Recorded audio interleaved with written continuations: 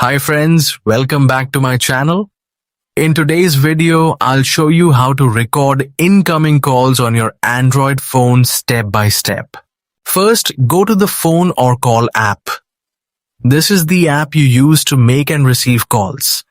On most Android phones, you'll see a three-dot more icon in the top right corner of the screen.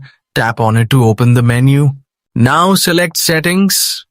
Inside the Settings menu, look for an option called Call Recording, Record Calls, or something similar. The name may vary slightly depending on your phone brand, like Samsung, Xiaomi, Realme, or others. Once you find Call Recording, tap on it.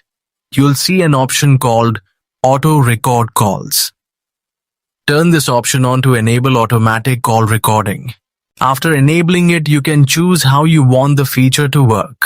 For example, you can select Record All Calls, Record Calls from unknown numbers only, Record Calls from selected contacts.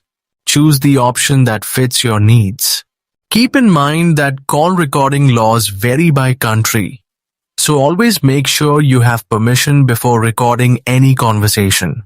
If you found this guide helpful, please like, share, and subscribe to my channel for more easy tutorials.